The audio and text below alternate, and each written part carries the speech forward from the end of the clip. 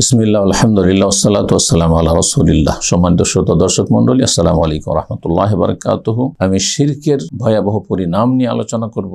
শুধু একটি বিষয়, বিভিন্ন যে ভয়াবহ পরিণাম রয়েছে, ইহকাল পরকালে সর্বনাশ করে দেবে এই শিরকের মতো অপরাধ। আল্লাহর সাথে যদি শরীক স্থাপন করা হয়, তাহলে তার একটি হচ্ছে যে মানুষ যখন শিরক করে, শিরকি জীবন যাপন করে, শিরকি বিশ্বাস রাখে যে আল্লাহ ছাড়াও কেউ দিতে পারে, সেটা দুর্গা দেবদেবী হোক অথবা দরগা হোক, সেটাকে আপনি দাঁড় করে প্রতিমা তৈরি করে আপনি পূজা করেন, অথবা শুয়ে দিয়ে আপনি দাফন করে দিয়ে তার পূজা করেন, তাকে সেজদা করেন।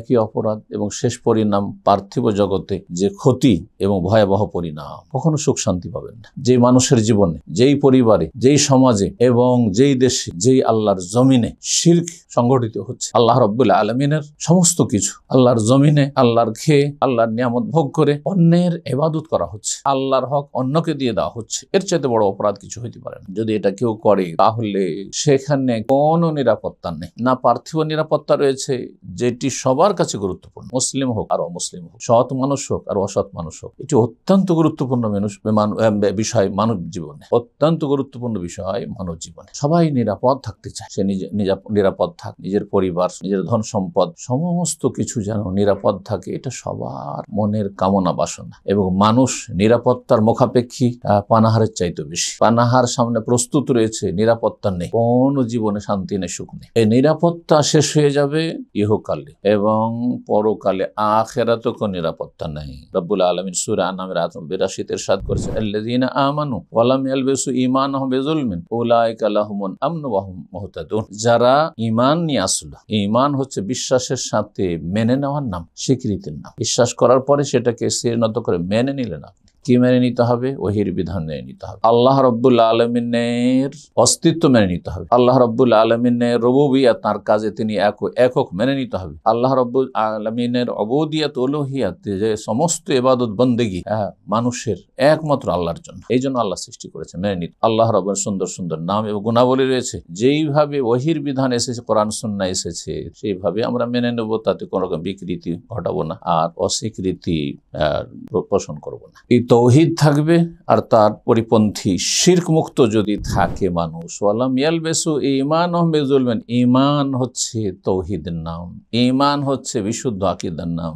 ঈমান হচ্ছে শিরক মুক্ত থাকার নাম, ঈমান হচ্ছে কুফরি মুক্ত থাকার নাম, ঈমান হচ্ছে মুনাফিকি মুক্ত থাকার নাম। বড় নেফাক, বড় কুফরি এবং বড় শিরক থেকে কম পক্ষে বেঁচে থাকে, এর নাম হচ্ছে ঈমান। আর যদি ছোট শিরক থাকে, ছোট কুফরি থাকে, ছোট মুনাফিকি থাকে, তাহলে সেই ব্যক্তি পাপিষ্ট, ফাসিক, কিন্তু সে ইসলামের গণ্ডিত রয়েছে। আল্লাহ বলছেন, যেই ব্যক্তি তার ঈমানকে ঠিক করলো, যেভাবে ঈমান বললাম, ঈমানের 6টি স্তম্ভ রয়েছে, ঈমানের 70-এর অধিক শাখা প্রশাখা রয়েছে। যদি পূর্ণাঙ্গ রূপে সেগুলি আপনি বাস্তবায়ন করেন, সেগুলি ঠিক রাখেন, তাহলে পূর্ণাঙ্গ নিরাপত্তা রয়েছে, যার কথা আল্লাহ বলছে, পূর্ণাঙ্গ হিদায়াত রয়েছে। আর যদি আপনি যেটা সর্বনিম্ন, আল কাদরুল ওয়াজিব, সর্বনিম্ন আপনি সেটা ঠিক রেখেছেন, ঈমান ঠিক রেখেছেন, কিন্তু ঈমানে ঘাটতি রয়েছে। ঈমানের বিপরীত হচ্ছে জুলম, আর সবচেয়ে বড় জুলম হচ্ছে শিরক। ওয়ালাম ইয়ালবিসু ঈমানাহুম বিযুলমিন, তাদের ঈমানের সাথে জুলমের অর্থাৎ শিরকের সংমিশ্রণ ঘটায়নি। তৌহিদ ভিত্তিক ঈমান, সুন্নাহ ভিত্তিক ঈমান, পাপ মুক্ত ঈমান যদি থাকে, জুলম থেকে পুরোপুরি মুক্ত থাকে, উলাইকা লাহুমুল আমনু, তাদের জন্য সার্বিক নিরাপত্তা রয়েছে। তাহলে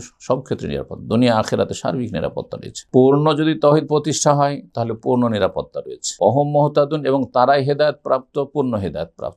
আর যদি পূর্ণ তৌহিদ প্রতিষ্ঠা না হয়, পূর্ণরূপে যদি জুলম মুক্ত না হন, বান্দার হকের ক্ষেত্রে জুলম রয়েছে, ব্যক্তি জীবনে জুলম রয়েছে, বিভিন্ন ক্ষেত্রে জুলম রয়েছে, কিন্তু বড় জুলম হচ্ছে ইন্না শিরকা লাযুলমুন আযীম। লোকমান হাকিম তার ছেলেকে উপদেশ দিয়েছেন, সূরা লোকমান রয়েছে, ইয়া বুনাইয়া লা তুশরিক বিল্লাহ, এ বৎস আল্লাহর সাথে শিরক করিও না, নিশ্চয় শিরক হচ্ছে মহাপাপ, বড় জুলম। এই জুলম থেকেও যদি মুক্ত থাকে, বড় কুফরি, বড় শিরক থেকে, বড় নিফাক থেকে, তাহলে সর্বনিম্ন যে নিরাপত্তা ইহকাল পরকাল রয়েছে, সেটা পাবে। নিরাপত্তা ধাক্কা খাবে, কিন্তু নিরাপত্তা পাবে। আখিরাতে নিরাপত্তা পাবে, শাস্তি পেল কবরের জীবনে, বিচার দিবসে এবং জাহান্নামে আর বিভিন্ন শাস্তি গুজে রয়েছে, সেগুলির সম্মুখীন হবে, দুনিয়ার বিভিন্ন বালা মুসিবত, কিন্তু শেষ পরিণাম জান্নাতে যাবে যদি তৌহিদ ঠিক থাকে। কিন্তু বিভিন্ন ক্ষেত্রে জুলম রয়েছে, আশা করি বিষয়টি বুঝছেন। যদি মানব জীবনে শিরক থাকে, তাহলে দুনিয়া নিরাপত্তাহীনতায় ভুগবে, আখিরাত নিরাপত্তায় ভুগবে। আল্লাহ রাব্বুল আমাদেরকে পূর্ণরূপে তৌহিদ প্রতিষ্ঠার তৌফিক দান করেন, শিরক মুক্ত হওয়ার তৌফিক দান করেন। সুবহান রাব্বিকা রাব্বিল ইজ্জাতি আম্মা ইয়াসিফুন ওয়া সালামুন আলাল মুরসালিন, আলহামদুলিল্লাহি রাব্বিল আলামিন।